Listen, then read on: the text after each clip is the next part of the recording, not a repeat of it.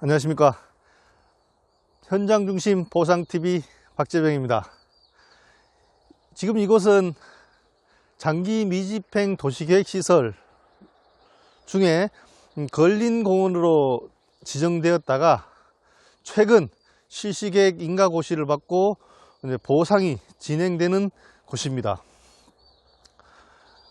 참고로 제가 이 현장중심 보상TV 유튜브 채널을 운영하는 이유가 뭐겠습니까? 제 유튜브를 보고 전문가가 되시려는 분들은 보지 마세요.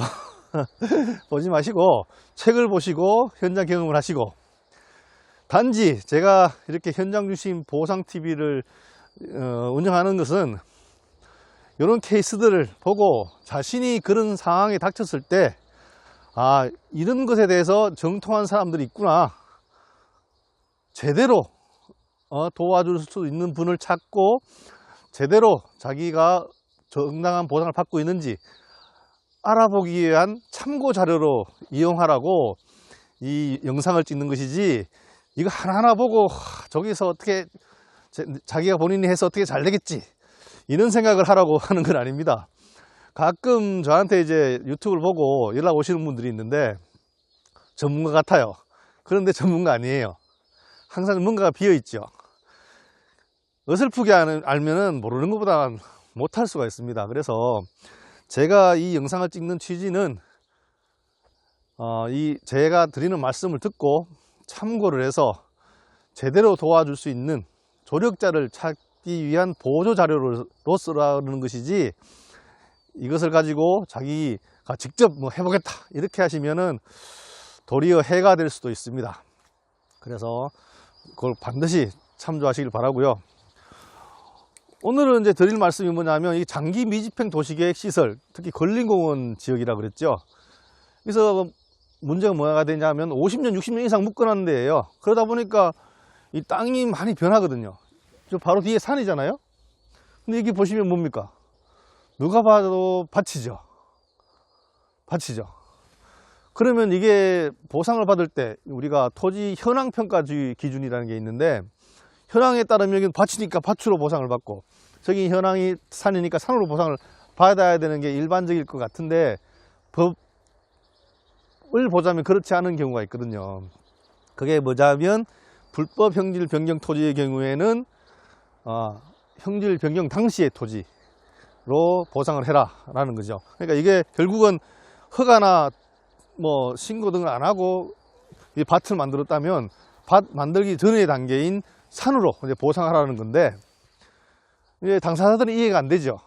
그래서 이렇게 주장을 하시는데, 법률에 다양한 게 많아요. 이게 경과 규정도 많고, 이래서 자신의 땅이 어떻게 이제 밭으로 되었는지 논으로 되었는지 잘 분석을 해봐야 되거든요. 항공사진부터 해서 각종 자료 공부를 또 확인하고 이런 과정이 필요한데, 제가 봤을 때는 이 땅은 불법 형질 변경이 아니고 예전부터 밭으로 싸던 땅입니다. 지목이 임야일 뿐이지. 그런데 사업시행자는 어떻게 합니까? 지목이 임야니까 일단은 임야로 보상을 해요. 보상금 제시해요.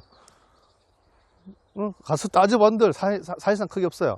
수용적 이의제기를 가면서도 제대로 된 주장의 뒷받침이 없다면 결국은 답이 없거든요.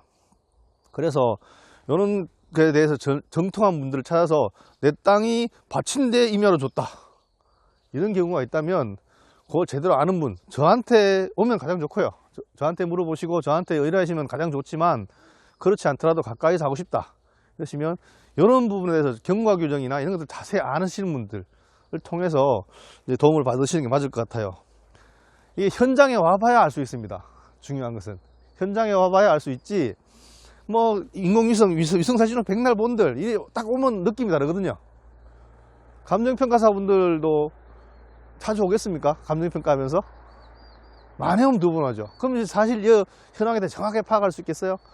그래서 저희 같은 사람들이 필요한 겁니다. 조력자들이. 보상금 정액 말로만 얼마 올려주겠다는 말을 못 드립니다. 이런 케이스 바이 케이스이기 때문에. 그렇지만